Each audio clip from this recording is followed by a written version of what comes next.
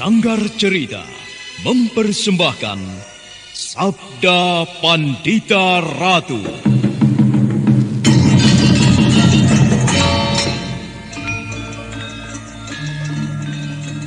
Menurut petunjuk Paman Kameswara, aku harus pergi ke suatu tempat. Dan mestinya, sekarang aku sudah berada dalam perjalanan itu. Sudah jauh pula dari tempat ini. Akan tetapi, apa yang Kiai lakukan?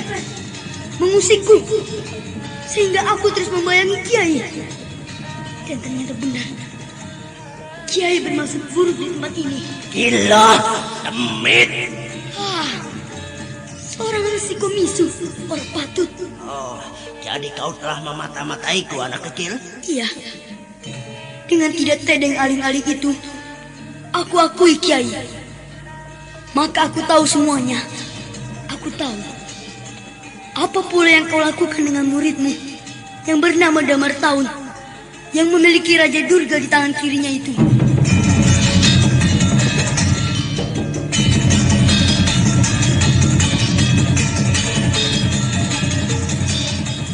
Sabda Pandita Ratu, sebuah kisah penuh dilema, tragedi cinta anak manusia, perebutan tahta, mabuk harta dan duniawi, serta silaunya kehormatan, di mana keangkara murkaan merajalela karena dendam yang membara.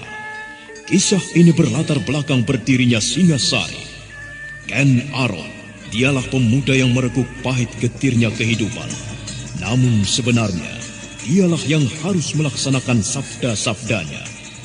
Perjalanan sengsaranya adalah awal untuk meraih keberhasilan, untuk menuju kejayaannya di saat Singasari berdiri. Apakah cita-citamu itu, Ken Umang? Aku ingin mengubah nasibku. Aku bosan dengan kehidupanku selama ini yang terlunta-lunta, akrab dalam pelukan kemelaratan. Kadangkala aku berangan-angan, aku adalah seorang istri dari Patih. Bahkan lebih gila lagi, aku berangan-angan, andai kata aku adalah seorang permaisuri, maka akan terhapus semua masa silamku. Terhapus lenyap, tidak bersisa semua kenangan buruk yang kumiliki. Itulah cita-citaku, Kakang Ken Arok. Bagaimana dengan kau, Kakang? Aku ingin menjadi seorang raja.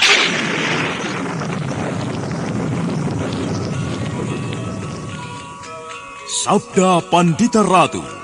Naskah ditulis oleh Pondra Swasti Langit, diolah oleh Agung Bahrodi, didukung oleh artis-artis terkemuka Ferry Fadli, Eli Ermawati, M. Abud, Ivone Rose, dan lain-lain.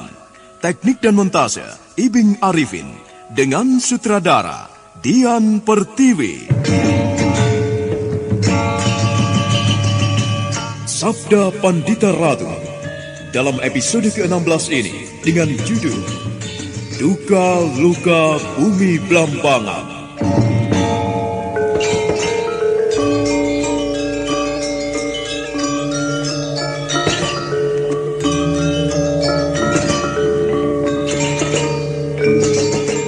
Dalam seri ke-455 ini, dengan para pemain, Ferry Fadli sebagai Kameswara, Margaret sebagai Ken Siwinareswari, Suryadin sebagai Gede Panji Brojomurti, Amrisal sebagai murid, dan Asdi Suhastra, pengantar cerita.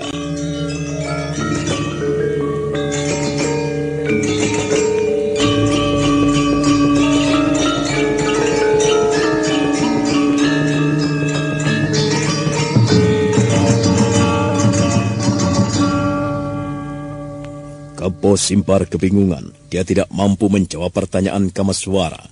Anak angkat Ki Ageng Pesanggaran itu semakin jengkel. Sebenarnya lah, Kameswara merasakan kepalanya seolah akan meledak. Keadaan perguruan yang tidak karuan membuat Kameswara benar-benar tidak lagi mampu menguasai diri. Kameswara menggeretakkan gigi. Dan pada saat demikian, kemarahannya bagaikan membutuhkan saluran. Ke barat semua! Barat semuanya! Hiya!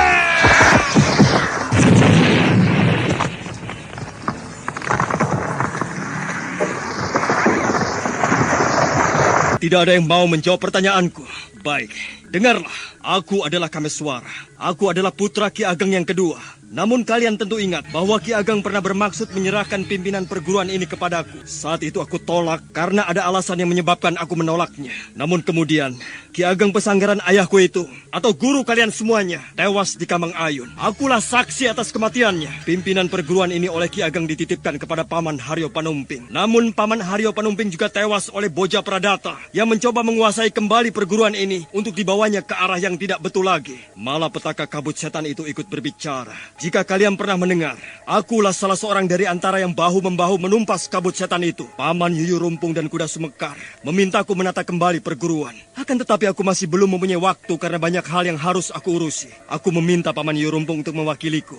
Aku merasa yakin jika Paman Yuyu Rumpung tidak akan menyetujui ulah kalian yang semacam ini. Yang aku rasakan aneh, aku tidak melihat Paman Yuyu Rumpung. Kemana Paman Yuyu Rumpung? Jawab pertanyaanku. Mana Paman Yuyu Rumpung sekarang?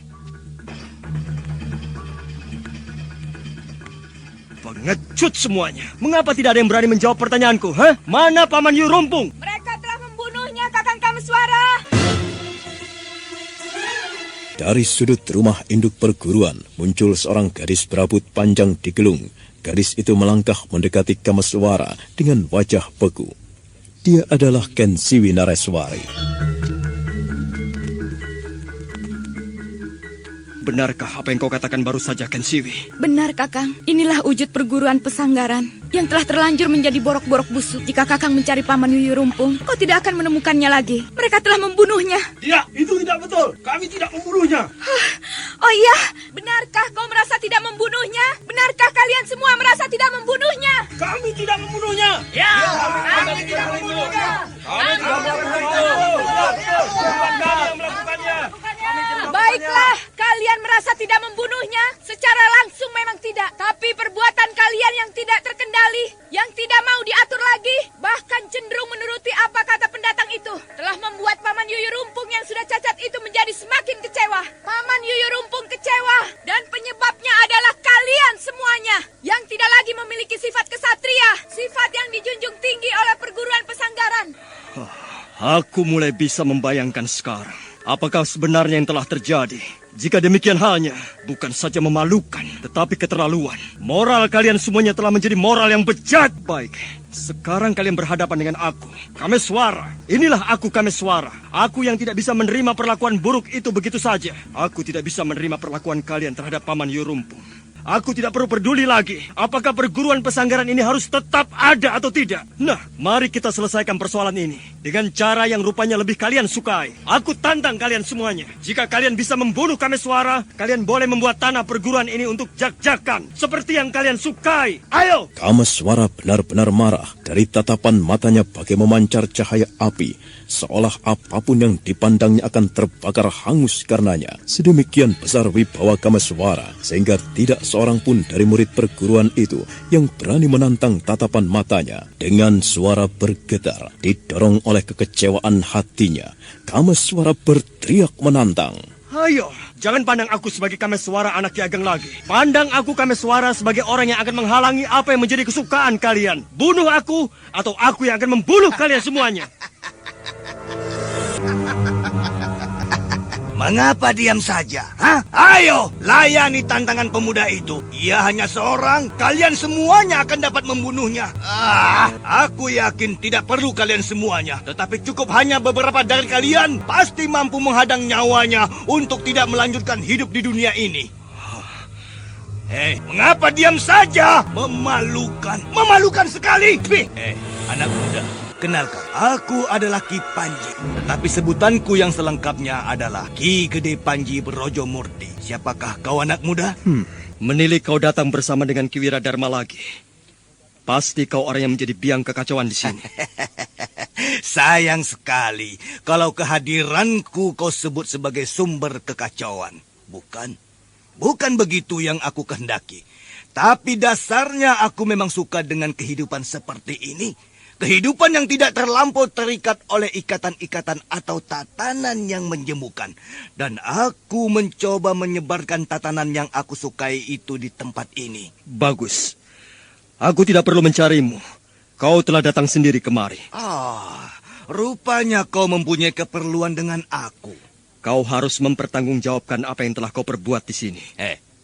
Perbuatan yang mana yang harus aku pertanggungjawabkan kepadamu, anak muda? Kau telah menyebabkan kekacauan bukan saja di perguruan pesanggaran ini, akan tetapi juga yang menjalar ke desa-desa yang lain.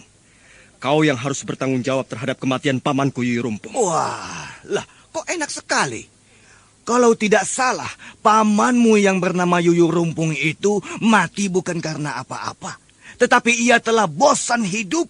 Mungkin ia merasa bosan berada di dunia ini karena cacat yang disandangnya. Pamanmu itu mati karena bunuh diri, anak muda. Mengapa kau harus mencari kambing hitam? Lidahmu lentur sekali, Ki Gede Panji. Kau pandai sekali memutarbalikkan keadaan. Tetapi bagiku sudah jelas, aku berkewajiban menumpas orang yang menjadi sumber kekacauan seperti kau. Nah, bersiaplah. Tunggu. Kau ketakutan, Gede Panji? Aku tidak takut menghadapi kau, anak muda. Bahkan andai kata Ki Ageng Pasanggaran yang mempunyai nama menggetarkan itu hidup kembali di dunia ini sekalipun, aku tidak perlu merasa takut. Dan tentu aku terima tantanganmu. Tapi tidak sekarang, anak muda. Apa maksudmu? Beberapa hari lagi bulan sabit di hari pertama akan muncul. Nah, kalau kau merasa sebagai lelaki jantan, datanglah ke sebuah desa yang di sana banyak ditumbuhi pohon delima. Aku tunggu kau di sana. Ki Gede Panji tidak merasa perlu menunggu jawaban Kameswara lagi. Lelaki yang mempunyai nama menggetarkan, Gede Panji Brojomurti itu melangkah meninggalkan tempat itu dengan mengumbar senyum aneh. Dengan tergopoh-gopoh, Wiradharma mengikuti di belakangnya. Kameswara menggeretakkan giginya. Yang kau maksud tentu perkampungan Tegal Delimo. Aku akan datang ke sana, Gede Panji. Tunggu saja. Kalian semuanya sudah mendengar. Aku telah menantang orang itu untuk berperang tanding. Ia tidak berani melayaniku sekarang karena ia licik. Ia mengulur waktu dan melayani tantanganku di sebuah kampung yang banyak ditumbuhi pohon delima. Orang itu pasti sedang mempersiapkan sebuah jebakan untukku.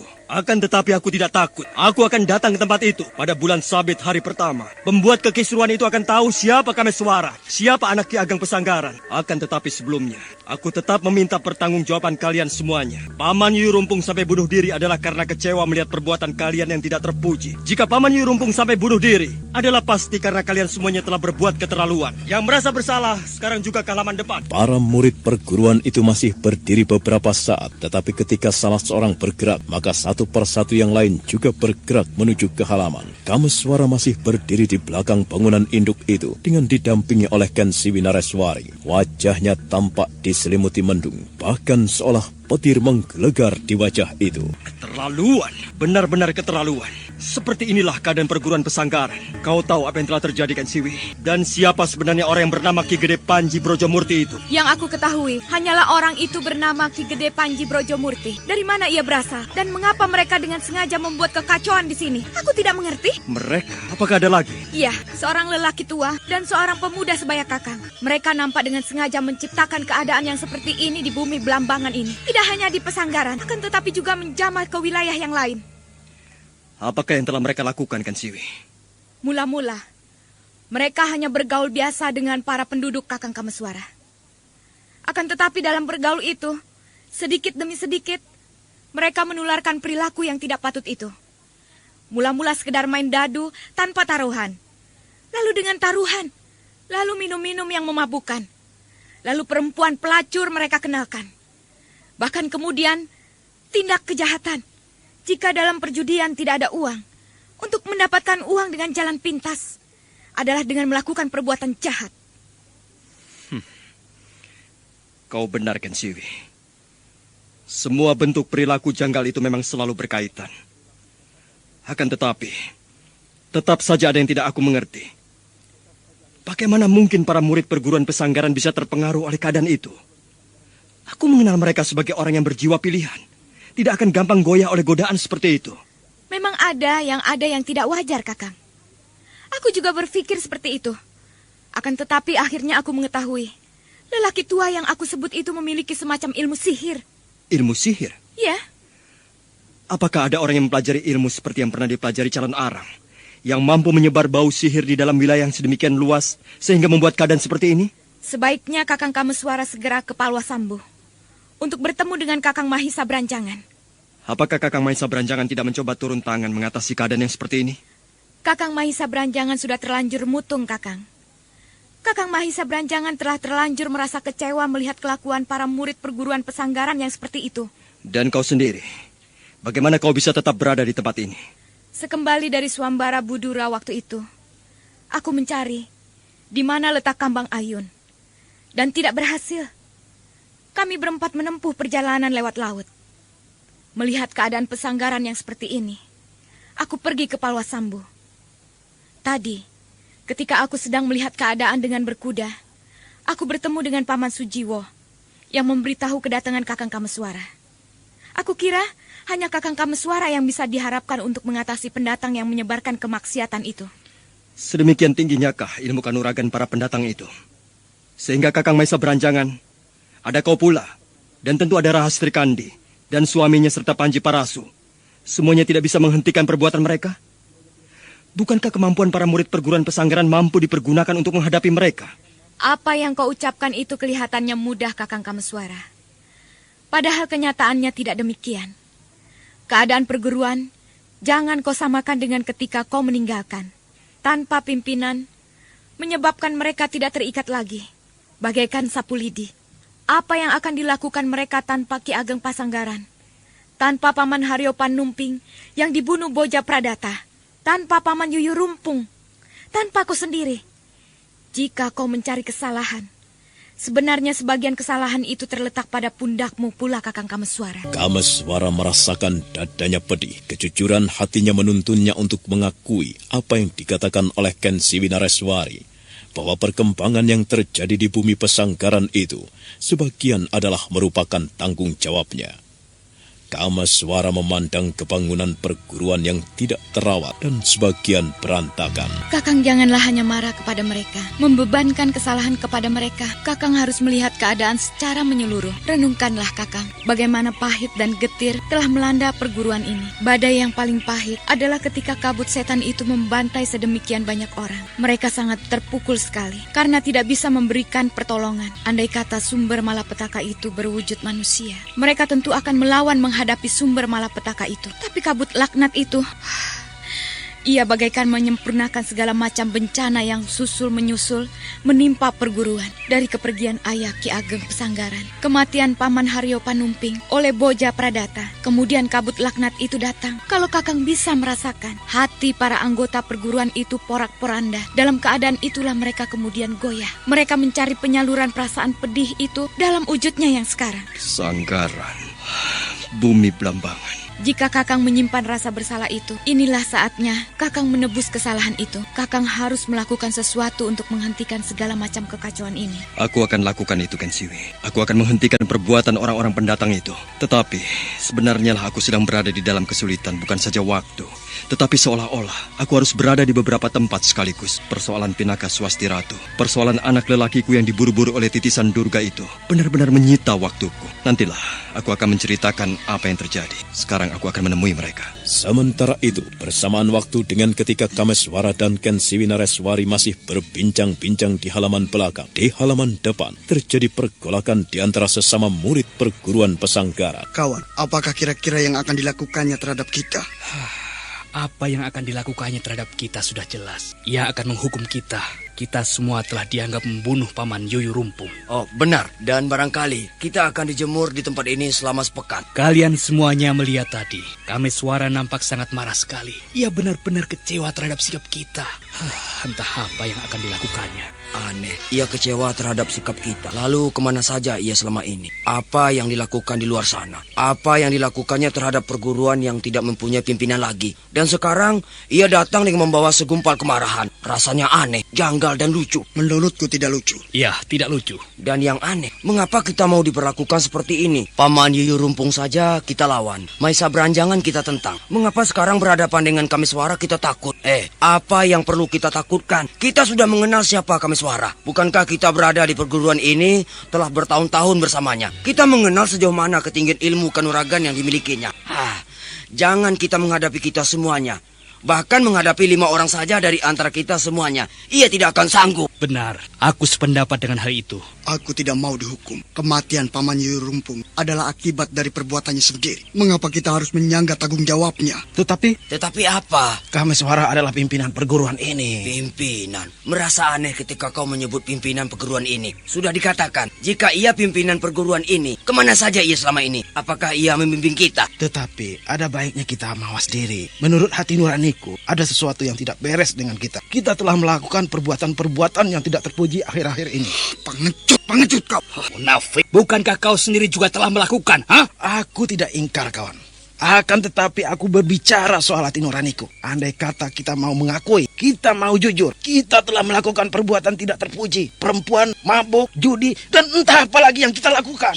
Ia datang. Aku telah mendengar pembicaraan kalian semuanya. Aku mendengar ada di antara kalian yang tidak mau mendapatkan hukuman. Aku mendengar ada di antara kalian yang menggugatku karena aku dalam jangka waktu yang lama tidak berada di perguruan. Bahkan aku mendengar ada di antara kalian yang menganggap perguruan ini telah bubar. Aku mendengar kalian memperbincangkan kemampuanku. Barangkali hanya 5 orang di antara kalian menjadi satu. Aku tidak sanggup mengalahkannya. Baik, siapa yang menganggap perguruan ini telah bubar, sekarang juga boleh pergi meninggalkan tempat ini. Dan siapa yang menganggap hanya di antara 5 orang dari kalian sanggup menghadapi Kameswara, silakan kalau mau mencoba. Aku tidak akan sungkan-sungkan untuk melayani. Kameswara menebarkan pandangan matanya. Tatapan matanya memancar tajam, bagaikan senjata pisau yang langsung menghunjam kepada dada siapa saja yang dipandangnya. Aneh sekali, para murid perguruan yang semula menggebu-gebu untuk melawannya, kini terdiam.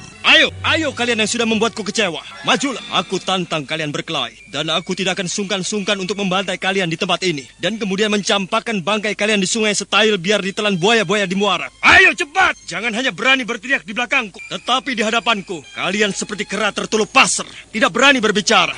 Aku tidak peduli meski Ki Ageng di alam kelanggengannya sana menjadi kecewa melihat aku harus melakukan hal ini. Pada kalian semuanya, kalian yang pernah merasakan bagaimana kasih sayang Ki Ageng dalam mendidik kalian. Bahkan jika kalian ingat, ada di antara kalian yang sekarang berada di tempat ini adalah karena pertolongan Ki Ageng Pesanggaran. Kenanglah semuanya. Kenanglah bagaimana saat Ki Ageng Pesanggaran masih hidup. Kenanglah apa yang pernah diberikan dan dilakukan untuk kita semuanya di sini. Mari kita mengingatnya. Dalam wujud apa saja kebaikan Ki Ageng Pesanggaran kepadamu. Dan setelah itu, mari kita bertanya pada diri kita sendiri. Apakah yang kita berikan kepada Ki Ageng atau kepada Pesanggaran tempat ngangsu kawruh ini sebagai balasannya? Apa yang telah kita berikan? Kalian sudah mengenangnya? Jika kalian sudah mengenangnya, sudah merenungkannya, yakinilah apa yang akan kalian lakukan. Kalian ingin melakukan seperti yang baru saja kalian perbincangkan, melawan kehendakku, bukan saja anak Ki Ageng Pesanggaran, tetapi juga pewaris perguruan yang telah berantakan ini. Apapun yang kalian kehendaki, aku layani. Nah, kau yang berani maju ke depan, apa yang akan kau katakan? Aku mengaku salah, Kameswara. Kau mengaku salah? Di mana letak kesalahanmu? Apa yang telah kau perbuat? Sekarang aku merasakan sesuatu yang benar-benar janggal. Hal yang tidak aku mengerti. Bagaimana mungkin kami mampu melakukannya? Kau benar, Kameswara. Ketika Ki Ageng dulu masih hidup, perbuatan yang kami lakukan itu mustahil kami melakukannya. Namun kenyataannya, kami telah melakukannya. Kami kehilangan kendali. Apa saja hal-hal yang janggal yang telah kau lakukan itu? Hal yang paling keterlaluan dari apa yang aku perbuat adalah sepekan yang lalu aku Kau kenapa? Aku telah memperkosa orang. Kameswara telah membayangkan bahwa perbuatan itu memiliki kaitan yang erat dengan bentuk perbuatan yang lain, judi dan meminum tuak yang memabukkan. Tetapi ketika seorang murid mengakui memperkosa orang, Kameswara merasakan dadanya sesak sekali. Dia benar-benar sangat kecewa. Memperkosa? Mengerikan sekali. Kalian bayangkan semuanya. Kalian telah melakukan perbuatan yang terkutuk itu. Ayo bayangkan semuanya. Di depanmu sekarang ada cermin berenggala. Berkacalah. Lihat bentuk dan wujudmu yang berlepotan perbuatan menjijikan. Aku yakin, tidak hanya ia seorang yang melakukan perbuatan itu, tetapi juga kalian yang lain. Keberadaan pelacur itu di tempat ini, apa artinya itu? Apa? Aku juga mengaku salah, Kameswara. Aku menyesal. Yang lain? Kami menyesal. Perguruan Pesanggaran ini bukan lagi tempat yang bersih. Perguruan Pesanggaran ini bukan lagi tempat yang resik dan patut menjadi contoh orang-orang di bumi Blambangan. Kalian semuanya benar-benar telah berbuat keterlaluan. Keterlaluan? Atas nama Ki Ageng, Aku hukum kalian semuanya untuk tetap berdiri di halaman ini 2 hari 2 malam lamanya. Kensiwi, Bagaimana, Kakang? kita ke Palwasambo. Bagaimana dengan mereka? Biar saja, jika mereka benar-benar menyesal dengan apa yang telah mereka perbuat, mereka pasti benar-benar menghukum diri sebagaimana kebiasaan yang pernah terjadi. Sebaliknya, jika mereka tidak berkeinginan lagi menjadi siswa perguruan pesanggaran, maka biarlah mereka pergi. Baiklah, Kakang. Ayo. Sementara itu, tidak seberapa jauh dari perguruan pesanggaran yang berpagar kayu tinggi itu, kira-kira 2 atau 3 pal jaraknya dari tempat itu, berbatas sebuah bulak di sebelah timur. 2 ekor kuda berderap kencang.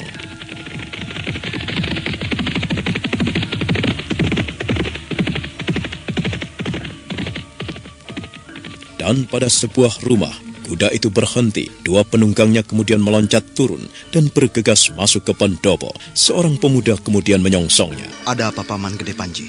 Di mana gurumu? Guru sedang berada di ruang latihan kanuragan, Paman. Ada hal yang sangat penting. Mari kita temui gurumu. Kau Gede Panji? Aku Kakang Resi. Aku telah melihat kedatangannya. Pemuda itu telah datang, bukan? Kakang Resi benar-benar memiliki mata hati yang sangat tajam. Meski Kakang berada di sini, Kakang bisa mengetahui apa yang terjadi di tempat lain. Tetapi benarkah apa yang aku katakan itu, Gede Panji? Bahwa pemuda itu telah datang? Kakang Resi Bawani benar. Pemuda itu telah datang. Dan aku telah memancingnya untuk menemui kita di sebuah tempat yang bernama Tegal Delima. Wiradharma, Bagaimana, Resi? tugasmu, awasi terus sepak terjang pemuda itu. Lakukan dengan sebaik-baiknya. Tugas itu akan aku laksanakan dengan sebaik-baiknya, Sang Resi. Damar Tahun, Bagaimana, Guru? kuasailah jiwamu yang gampang meledak-ledak itu. Hanya pemuda itu yang dapat menjelaskan apakah sebenarnya yang sedang kau alami. Pemuda yang bernama Damar Tahun itu nampak termangu. Lama dia dalam keadaannya yang seperti itu. Dia bagaikan patung batu. Damar Tahun kemudian menghela napas panjang. Dia memandang mata gurunya yang cacat. Dan seperti bisa melihat, Resi Bawani memandang muridnya pula. Damar Tahun kemudian membuka telapak tangan kanannya, seperti ada sesuatu yang diperhatikannya. Nah, bagaimana kisah selanjutnya? Saudara pendengar, untuk mengetahui jawabannya, ikutilah kelanjutan kisah ini dalam seri berikutnya. Sampai jumpa.